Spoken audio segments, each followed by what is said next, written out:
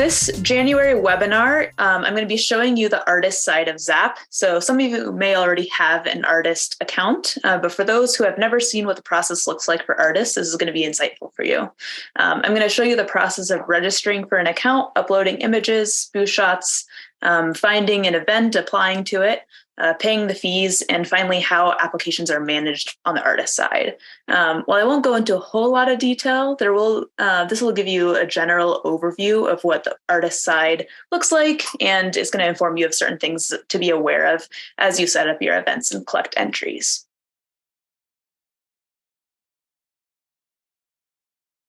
So this is the artist side of ZAPP. This is the home landing page, just where you get taken when you go to ZAPPlication.org, which is the artist landing side. So the first thing that we're going to kind of cover is creating a new account on ZAPP. So if an artist is brand new to ZAPP, the first thing that they're going to want to do is click this blue sign up button.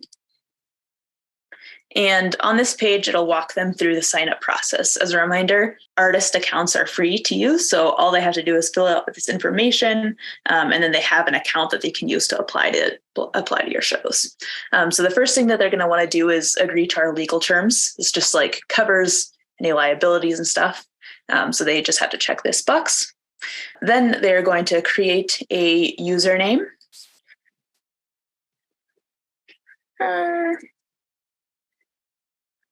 Perfect. It has to be a unique username, so anything that has been taken in the past they can't use. And they're going to add in an email, confirm it. They'll have to create a password and confirm that. Then we get into some contact information. So what is their first name?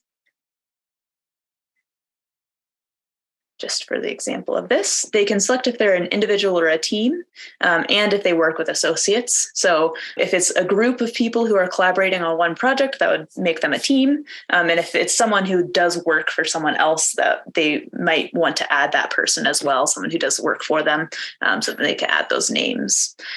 Yeah, so we're just going to select an individual for now, and we're going to say we don't work with associates. The other thing that we are collecting is demographics information voluntarily. So if they wish to add in that information, this is something that is accessible to the ZAPP team, but it's not given anywhere else. It's mainly for industry information for us. So we'll just say yes, just so you can see what that looks like. Okay, so now we're adding in a bunch of contact information. So this is information that is going to be included with every application that you get. So all of this information is on the profile level for artists. They have to fill it out, and then you'll see all of this information when you get their application, or most of this information. So we're going to say I'm from the United States, 6291166. We are in Colorado. I'm in Denver, 0202. Address, perfect. If they want, they can add in a business name, a website, a selling address. They could also add social media links if they want. Those are not required. Anything in bold is required for them, but nothing else. So we'll just make this quick. Then on this next title, they are selecting what kind of profile type. So recently we added options for like non-artist vendors to apply to shows if you have that set up. So in this case, we're just going to create an artist account. There are also options for creating a non-artist account, which will give, different options as they apply there. So we're going to create an artist account. They can select medium categories, and medium categories are basically like our internal ZAPP records. These are also how our eBlast marketing options are filtered. So if they're selecting, they're a ceramicist and you're sending an email that's directed at ceramicists, then they would get that email if they're opted into those lists. So this is one of those places that they would do that for. Then on the next page, this is what that demographic information looks like. Just some basic, pretty standard questions that we have. Even if you selected yes, you want to submit them, you do not have to fill out any of this information. It's all completely optional if an artist wants to do that. Then the last page here is if you want to subscribe to email communications. So these are any things that like ZAPP is sending out, like our weekly Wednesday e-blast, any single show e-blasts. any time that ZAPP has, an update that we're making that we have to notify people, or a mailing list. You have to verify you're not a robot, and then you can submit. So this is what it looks like when an artist first creates an account. They'll be brought in here. This is like the first page, but I'm going to actually log out and use a different account for this webinar, just so you can see something that actually has some information in it. So that is runners, and so login is very similar. You're just entering in your username and password and verifying you're still not a robot. All right. So now I'm going to go through a little bit of the general overview of what navigation looks like on the artist side. So you'll see at the top of this page, they have a lot of different options, and this is kind of like one of their menu options. So if you click on your profile name, you'll get over to the profile page, where you can update any of your information. So, if I get married and needed to change my name, I could do that here. If I needed to update my phone number, anything like that. Then the second page over here is the profile page. So this is the hub where artists can upload images, booth shots, any files that they want to use on an application, or add a saved statement, so they don't have to type that over and over and over again. And the next page over here is the ZAPPlications page. So this is the landing page, and it'll show any active or archived applications, so they can see historically what they have applied to and what they're currently looking at. If they were invited to shows, they see a bunch of status information. We'll go a little bit over this page in a little bit. The apply to shows page. So this is the event listing page. We'll also go through this in a little bit. The calendar page, which is also active events, but just in a different view. And the help page, which is just every information that artists would need as they're navigating through ZAPP. They can come here and get those questions answered, unless they want to email us, and then we can get those questions answered for them. Otherwise, artists, and then the final one up here is the My Cart. This is also the ZAPP shop page. So anything that they can make a purchase for will be listed on this page. Then the other way that they can navigate around ZAPP is by clicking this hamburger menu, where they'll be able to access all of the same pages that we just did. They also can, there are a few other contact us links, log out buttons, our socials if they want to go follow us. All of those are listed here.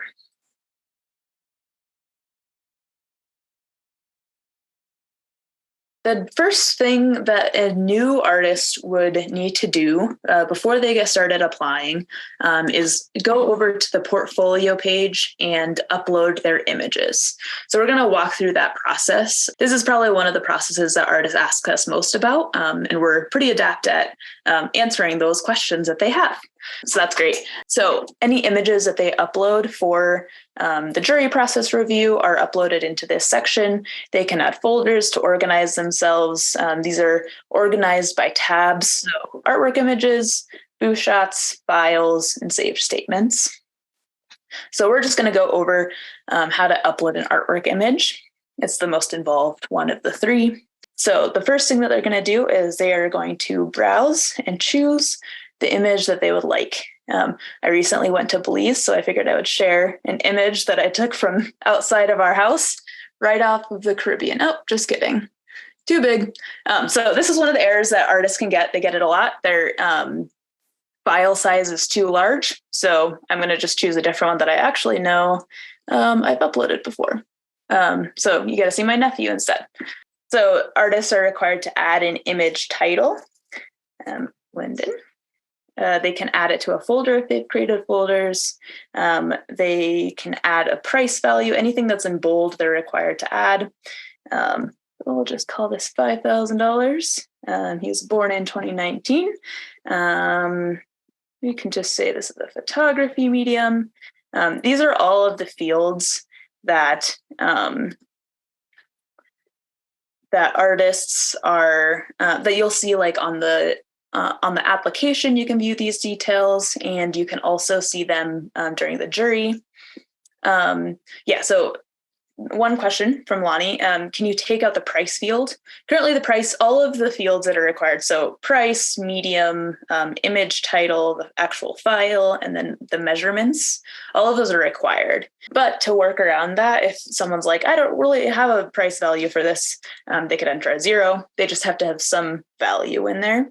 But filler information also works. So if artists are struggling with that, that works too. Then you click the submit button. It's going to convert your file into a bunch of different options. And then you have this new uploaded image. They can sort these by various sorting options, kind of keep themselves organized. Then the other thing that they can do is they can edit any of that information. So if you click on the image, so this is the image we just uploaded, you can click this edit button and get back to these details. You didn't actually want it at $0. Instead, you said it was 10. You can resubmit that. That information will update. You can also copy an image from here. If you need to duplicate it for some reason, whatever they might want to do there. The other portion of the portfolio that's probably the most popular is uploading a booth shot. This process is very similar, but they have a lot less details to fill out. They're really just uploading the picture and adding a title, clicking submit. You don't need a whole lot of information with a booth shot. So that's the reason why we limited that. And so that is the process for uploading images. The other thing you can do here is upload files. So these are files that artists would be using to answer any custom questions that you're asking for. So they can have like a stockpile of anything, like, if you want to collect like a profile picture or something, they can have those uploaded already and then preloaded and easy to just click and add them onto their application. The other tab over here is saved statements, and we'll look at where this is imported later. But this is that static question, description of materials and technique. So they can save those. They can have different character counts so that they can, modify it for various applications, as every application is just different. So those are just pre-saved for them, so they can just click and go, add those really quickly to an application. Once everything is uploaded, artists can also create folders within their images. So we can add a folder, webinar, and save it.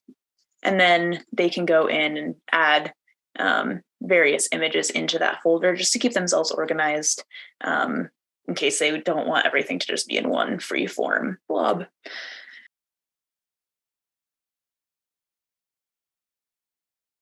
Okay, so once an artist has finished uploading all of the materials that they're going to want to use on an application, the next step for them is going to be finding shows. So there are a couple of places where artists are going to be looking to find shows. The first one is probably going to be this Apply to Shows page. And this is listing every show. The Apply to Shows button automatically adds a filter of these are shows who are currently accepting applications.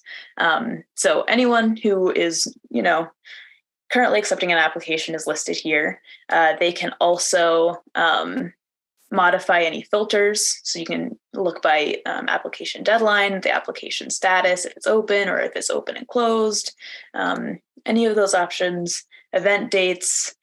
Some other really popular ones are by state or region. If an artist is looking for only ones in Colorado, because they do not want to drive that far, they can choose, just adding a filter, apply your filters, and you can see all of the shows that are happening in Colorado that are currently accepting applications.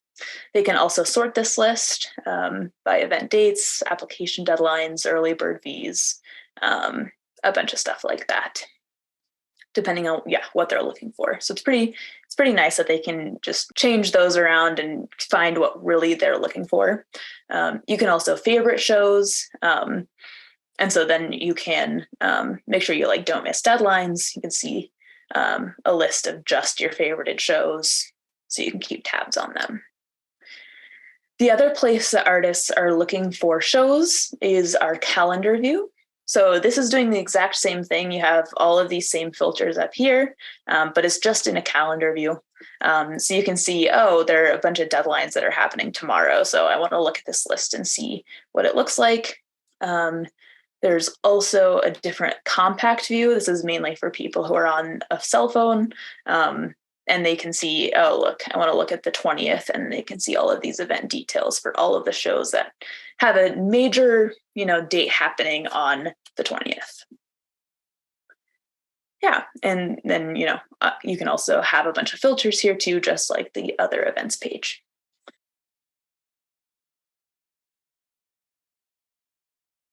So once an artist finds a show that they would like to apply to, we're going to go to one of our demo events, so the ZAPP Sunflower Gallery. They will click on this show. This is the page that gives a lot of information on the show. So this is all of the information that you guys are adding within your event editor. It's all appearing here. They have jump links to the different sections. So if I want to see exactly what the booth information is, I can jump down and see that. I can see, what my jury details are. I can view their legal agreement. All of your key dates and key information I need to apply to the show is over here on the left. I can go find their socials. The other place that they can see is this contact event button. This is where artists would add their names. They would be able to email you directly to get any questions that they have answered for your show. Then, so this one is set up to be an invite-only application just because we don't want a bunch of random artists applying to our demo shows. So if you have that set up, they would enter in your code. I have mine copied, and then they can click this Apply to this show button. They have to agree to your legal agreement. So this is all of the information that they are agreeing to. This legal agreement is locked once you publish your show. So whenever it changes, we just ask that you, email your artist because they agreed to this. So if changes were made that are really impactful, those just need to be communicated with. So you can say, yes, I agree. This one, I already have one started, but we're just going to say yes. And here is what the application looks like. This one is a really basic application. I didn't fill it out too terribly much for this demo, but we'll go through it. So here is all of the information that they'll see. So you'll see that they have phone numbers to contact, how much the jury fee is going to be. So they have that information up front. They can still contact you from this page, but we're going to just go through this. So their first thing is they're going to select a medium category. So whichever they are applying for. Here's where they're inserting those saved statements. So this was that artist statement that we had. They can insert it directly, it just populates, so then they don't have to type it that time. And then any custom questions that they are asking on the application will appear here. So depending on what they answer, this one I built in one custom question with logic so that you can see how that kind of looks for them. It's basically the same as your preview. It is the same as your preview application page. So you can see exactly what this looks like for them too. We'll just go with Colorado. Then they have this requirement for their artist images. Here at the top, they'll see exactly what images are required. And then they can also see this visualization of, oh, I need 2 images and this star is booth shot. So then they're going down here. You'll see the same organization. So if they have folders, they'll be able to go into that folder and select an image. And if they don't, they're all just out here. So we're going to select a couple of pictures. And down here, scroll down, you get to the booth shots. So you can select any booth shots. If you can select more, and then, if there's an error with your application and you click save and preview, it'll highlight in red what is the issue. And so artists will be able to see, oh, shoot, I selected 3 images instead of just 2 artwork images. So I need to deselect this and save and preview. which moves them on to the next step. The artist application, once they meet all of the requirements of your application, they're moved from a status called started to a status called ready for submission. So this means that they just have met all the requirements, and their final step that they need to do is review this and purchase that jury fee product type. Yeah, so they can review all this information. All of this top information is stuff that they are filling out in their profile. So you can see my applicant name. We titled it ZAPP Webinars. You can see my business or studio name, if I had that, an address, primary phone number, alternate phone number, email, website, all of that stuff. And then you're seeing all of the information that you have entered in on this application specifically, your images. You can see what those images look like. You can also preview this as a juror. So this page is popping up in front, but it's the same image as a monitor jury scorecard. So you're just kind of doing the same review process as you do as a juror. So artists can see, they can zoom in and see what it looks like from a juror's perspective, which is nice. Make sure it's what they want.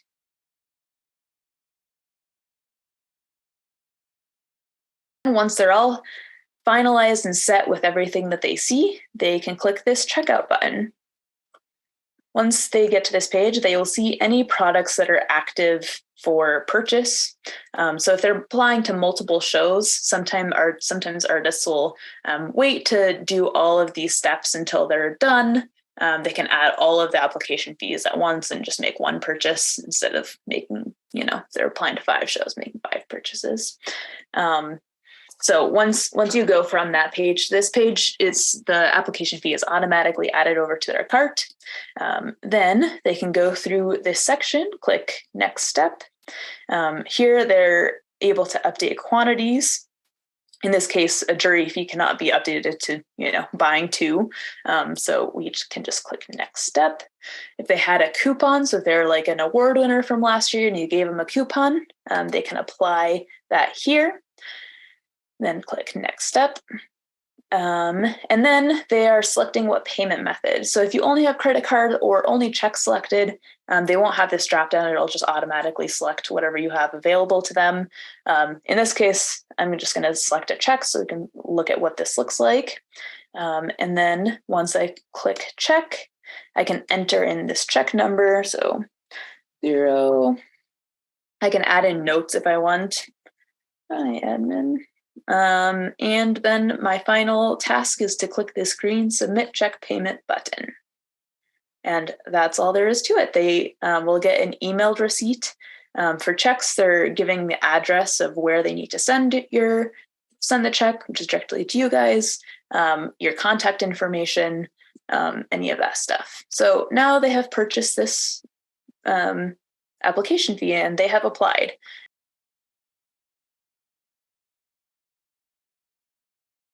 If we go over now to the ZAPPlications page, we'll see a little bit about how artists are then managing their application. So since we paid by check, this is going into the awaited payments by check status. So, you can track their payments, make sure that they're sending you a check.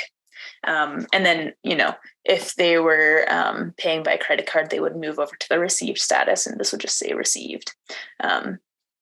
Then the other things that they can do once they have submitted the applications, they can review it.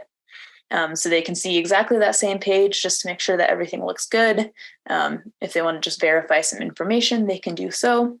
And the other things that they can see are any payment receipts that they've made, any important dates. So if you have the notification date active, they can see that information here so that they know, oh, I don't need to bother this admin until this date because this is when they said.